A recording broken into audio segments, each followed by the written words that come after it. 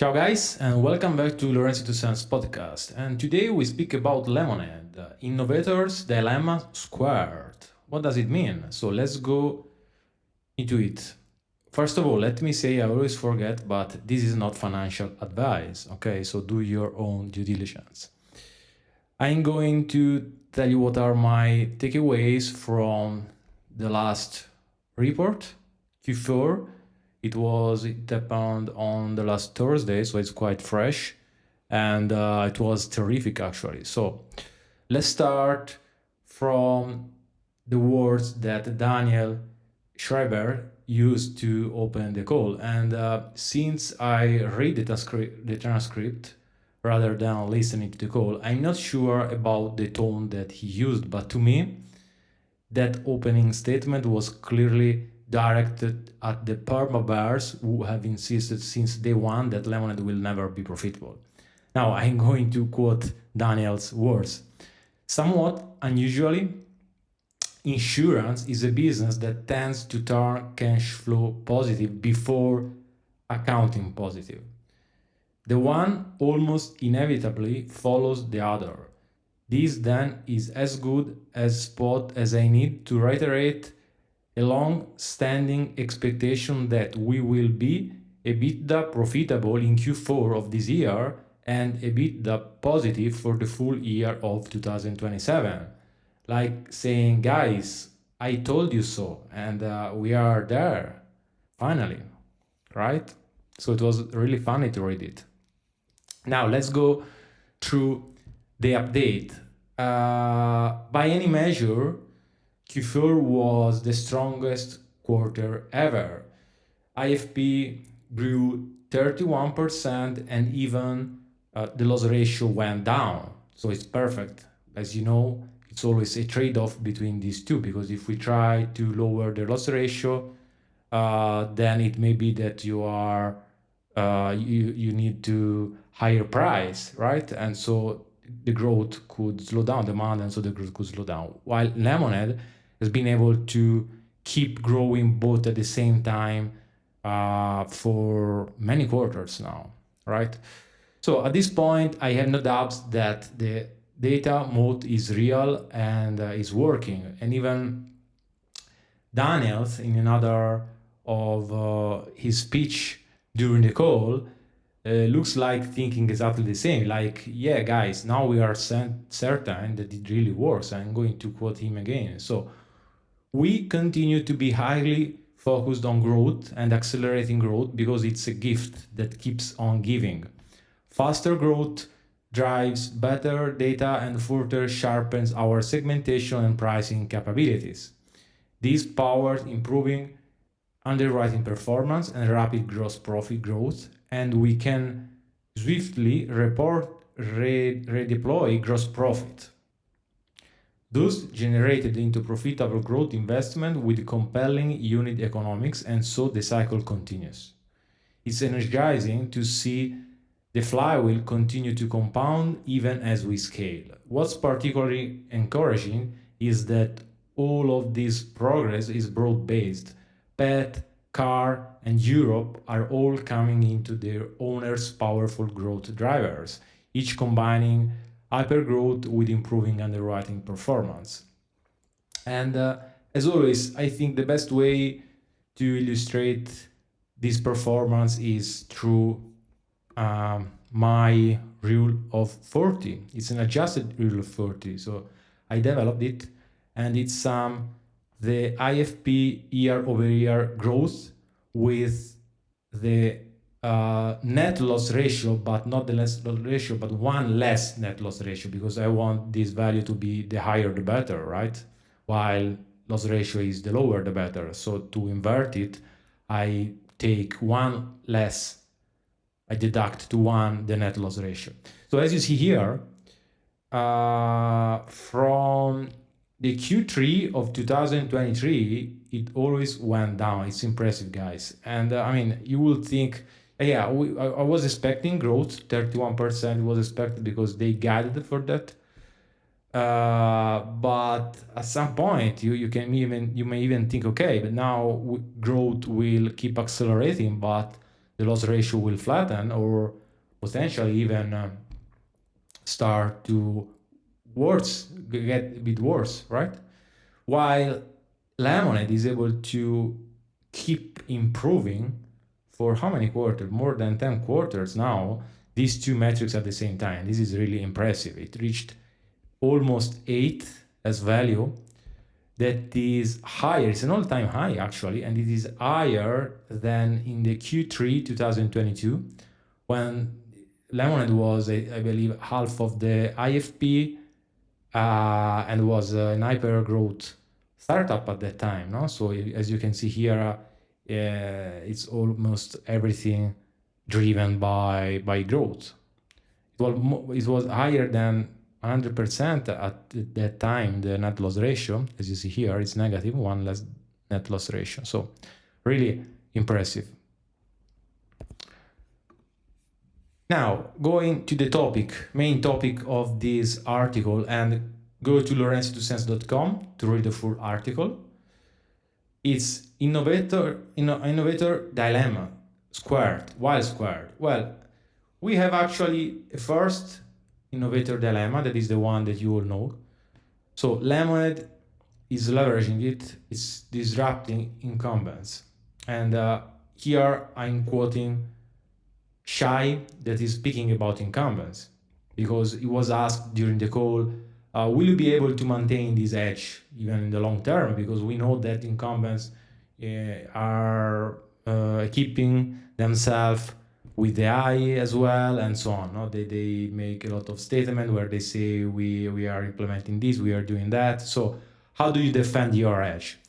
And Shai replied to this question speaking about incumbents. So he said, these companies are built on the foundation of people, not technology.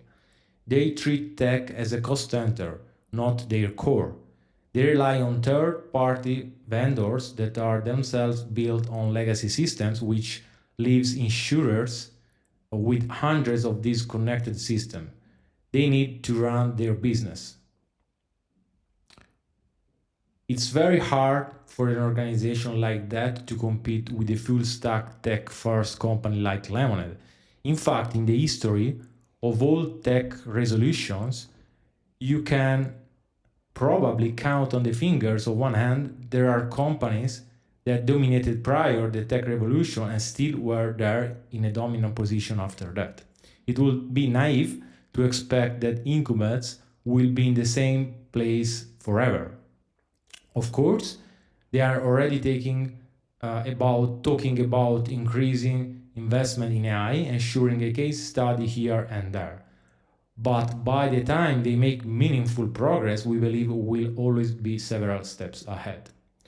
And guys, for those who have worked in a big corporation, this is obvious, I believe, because I mean, it's not just about the data flywheel that Lemonade built through its counter-positional D2C direct-to-consumer approach.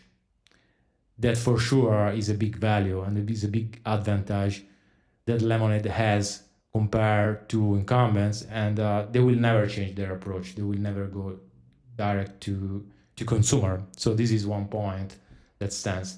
But it's also about the people. Lemonade's employees embrace AI and enable efficiencies that incumbents can only dream of. Incumbents are dinosaurs that will likely go extinct or become irrelevant. This is life, it always happens, and this time is not exception. It starts from the top, guys. You can't expect a CEO of an 100-year-old insurer to radically change how they operate, even if he knows it's the right thing to do.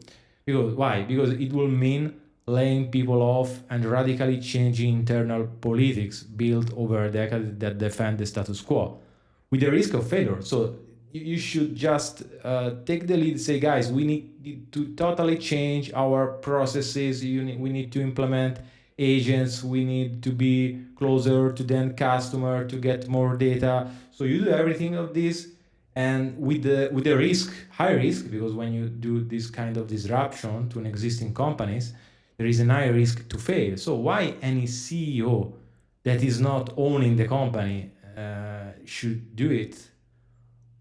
right? Lemonade is a startup.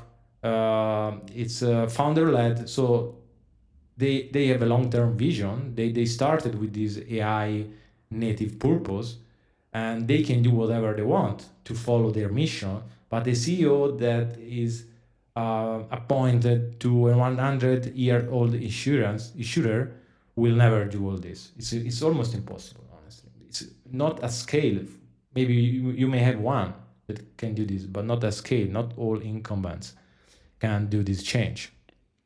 Now, to the second disruption, the second innovator dilemma.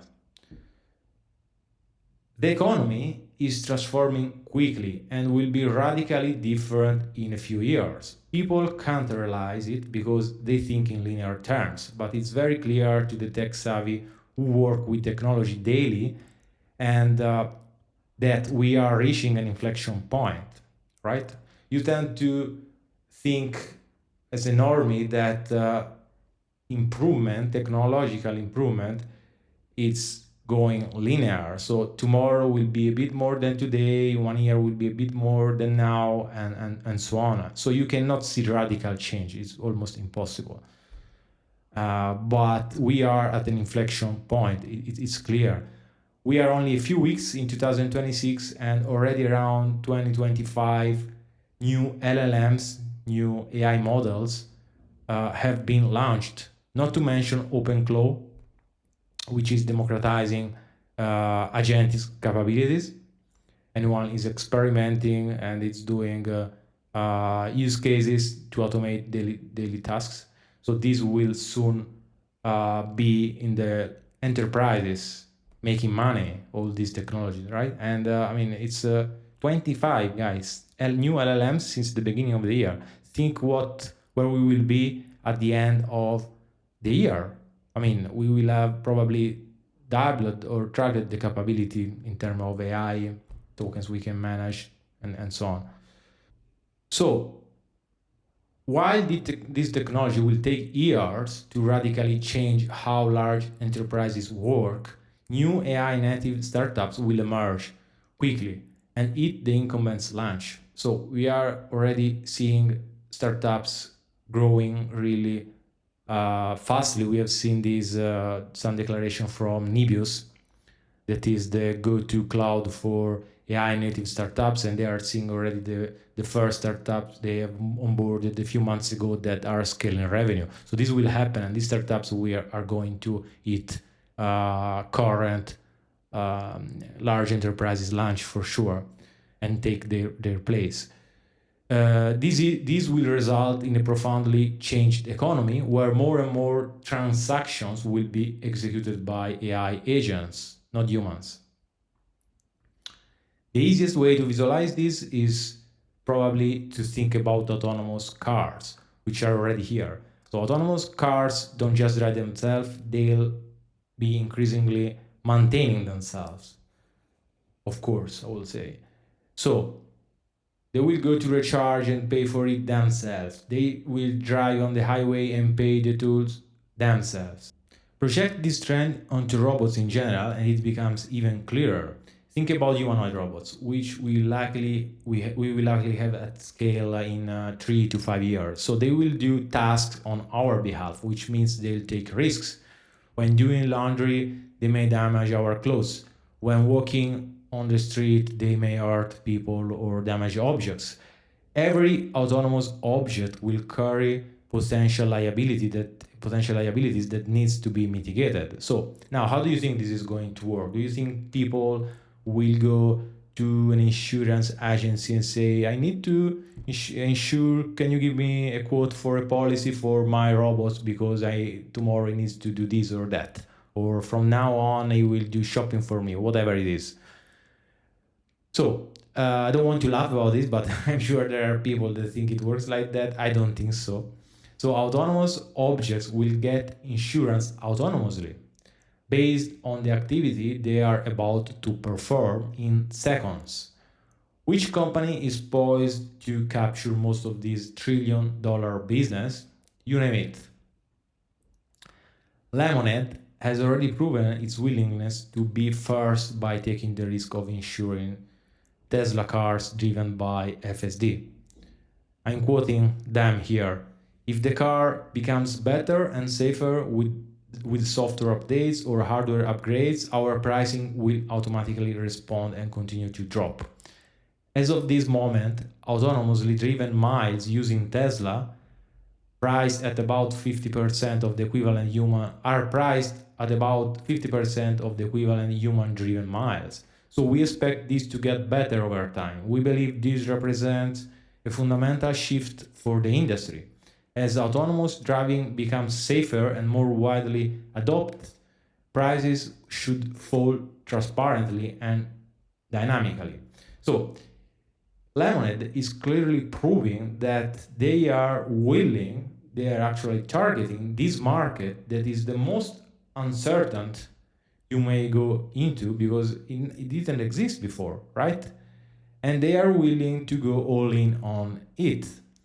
And there will be other companies, our insurers, that will follow. It will take time, they will go very slowly, and they will take probably years to adapt to this new market and economy. Now, Shai said something else during the earnings call, and I believe he chose these words carefully.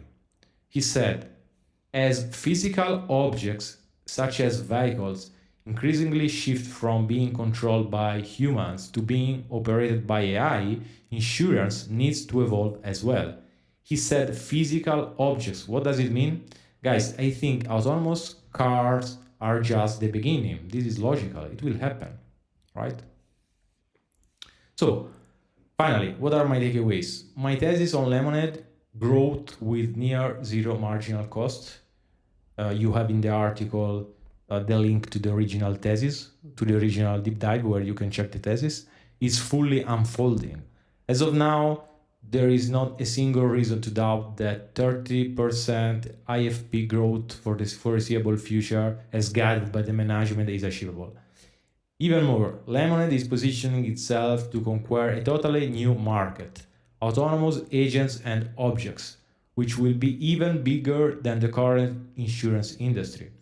If Lemonade capture just a 5% market share, which I think is possible, of the US property and casualty, auto insurance and autonomous objects market, in 10 years, it will likely be a $1 trillion company. So as always, I conclude by saying what's the performance of my deep dive, what I call deep dive today. So since September 24th, when I went out with my first deep dive and I said, guys, I'm invested in this company, in Lemonade, because of this, I'm up 3.3x. So again, no financial advice, guys. And until next time.